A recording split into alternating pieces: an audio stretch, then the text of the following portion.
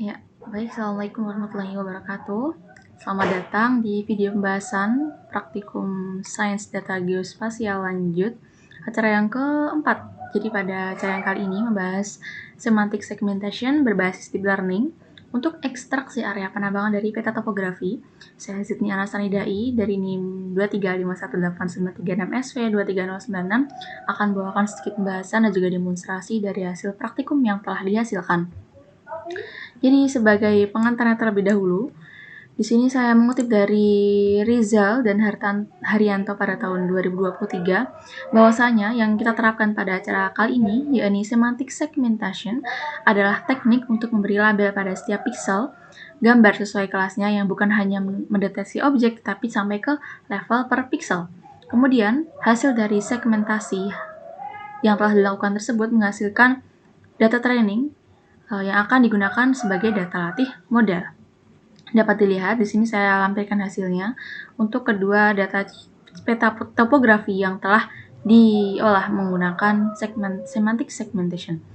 Kemudian dilanjutkan dengan 3 langkah penting yang dilakukan pada acara kali ini untuk semantic segmentation. Terdiri dari 3 bagian langkah. Yang pertama terkait training data. Jadi data yang dianggap sebagai tambang itu nanti dilakukan training.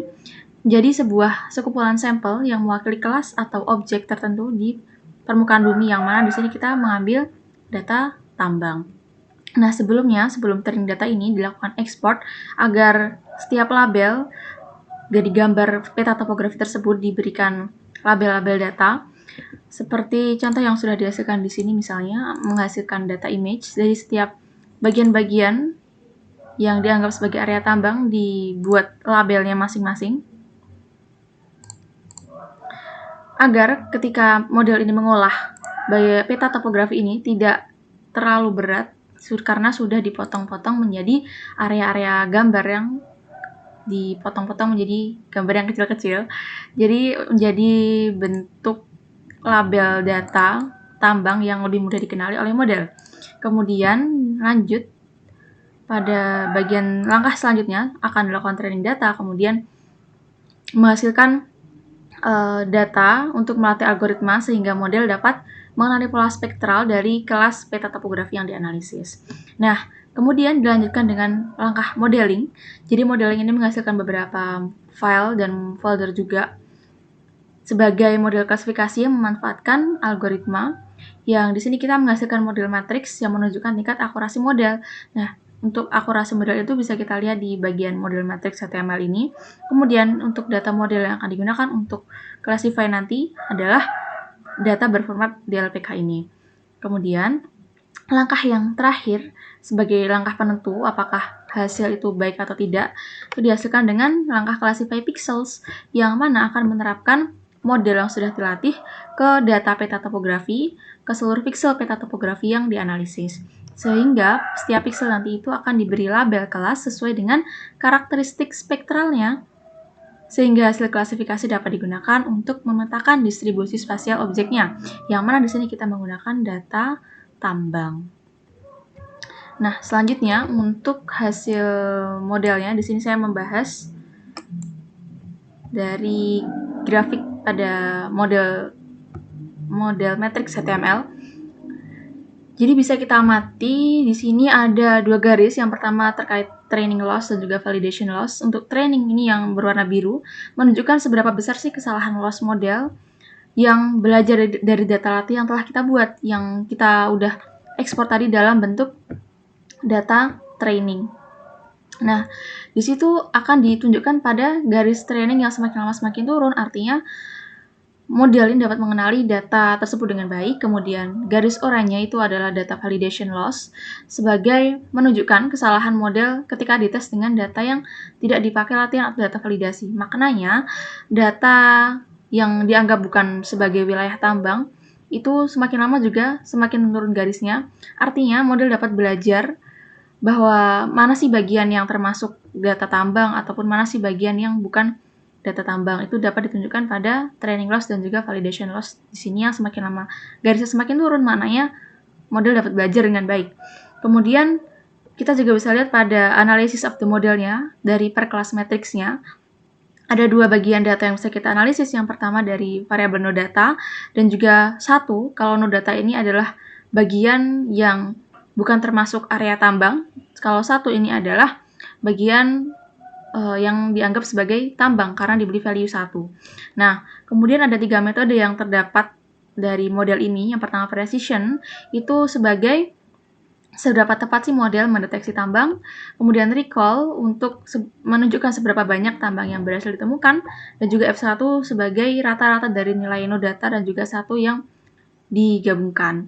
Nah, bisa dilihat juga bahwa nilai masing-masingnya di sini untuk precision, untuk bagian yang dianggap bukan tambang itu nilainya tinggi 0,95 atau 95%. Jadi artinya data itu bagus mengenali area pada peta topografi yang dianggap sebagai bukan tambang. Kemudian untuk nilai yang dianggap tambang, precision-nya 0,55. Maknanya masih sering salah di peta topografinya, banyak yang dikira tambang padahal bukan. Kemudian untuk recall-nya sendiri, seberapa banyak tambang yang berhasil ditemukan pada bagian no data, nilainya juga tinggi, 0,98 atau 98%. Jadi hampir semua bagian peta topografi itu berhasil dikenali sebagai area tambang. Kemudian yang satu memiliki nilai yang rendah, yakni 0,25%, 25%. Nah, kemudian untuk F1 skornya, di sini no data memiliki nilai yang tinggi, yakni 97%, dan juga satu nilai yang rendah, yakni 34%. Maknanya, di sini model masih bisa dikatakan baik, sangat baik untuk mengenali area yang tambang ataupun bukan, tetapi masih kesulitan ketika mengenali bagian yang dianggap sebagai tambang. Jadi, bagian yang dianggap bukan tambang itu masih sulit termasuk bagus dikenalinya, tapi untuk mendeteksi area yang termasuk pertambangan masih kesulitan. Kemudian hasilnya bisa diamati juga langsung. Di sini untuk hasil yang dijadikan output berupa data raster. Namun sebelumnya ada beberapa data yang mesti ditambahkan. Jadi yang pertama itu topos sebagai area peta topografinya. Kemudian yang kedua bagian AOI-nya. Nah, di sini sebagai acuan ketika mendeteksi atau classify. Kemudian bagian mines sebagai data yang dianggap sebagai data intinya. Jadi ini yang digunakan sebagai trainingnya nanti tadi, karena dianggap sebagai data yang tidak dideteksi, yakni data tambangnya itu sendiri. Untuk peta topografinya di sini saya menggunakan data Stafford dan juga Richlands.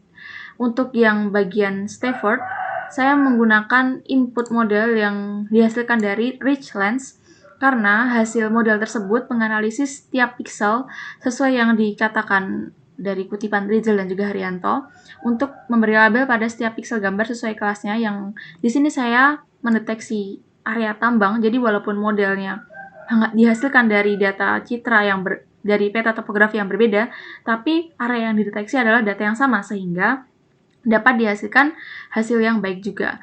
Jadi untuk peta topografi ini ada dua area, ini Stafford dan juga Richlands, kemudian AOI sebagai acuannya, kemudian mines-nya sebagai data tambang. Kemudian dapat diamati, ini untuk hasil yang pertama, yakni Richlands, hasil dari acuan SHP-nya sebagai area tambangnya. Nah, kemudian ini adalah hasil dari raster classify-nya. Nah, dapat diamati bahwasanya hasil outputnya di sini tidak terlalu bagus untuk mendeteksi area pertambangannya, jadi sesuai dengan nilai modelnya di sini. Karena dia bagus untuk mendeteksi area yang bukan tambang, tetapi untuk mendeteksi area yang termasuk tambang itu sendiri susah. Dan hasilnya pun tidak terlalu terlihat karena dari awal inputnya memang tidak begitu kelihatan. Kemudian di keseluruhan hasilnya pun masih kurang menghasilkan, kurang baik. Jadi di sini tidak menghasilkan keseluruhan area tambang yang terdeteksi.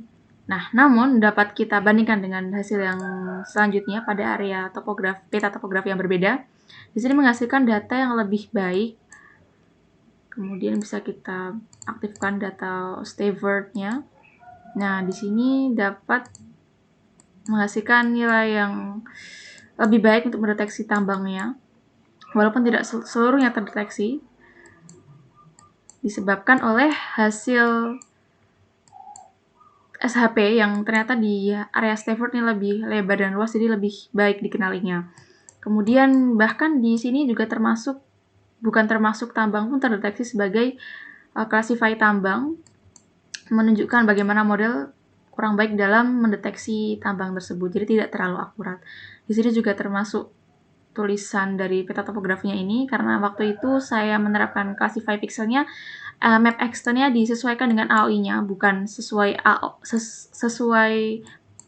lebar peta topografinya, bukan sesuai quartz AOI-nya ini. Jadi untuk hasilnya pun dideteksi keseluruhan area peta topografinya. Begitu kurang lebih. Ya, begitu saja yang dapat saya sampaikan. Kurang lebihnya mohon maaf. Terima kasih banyak. Wassalamualaikum warahmatullahi wabarakatuh.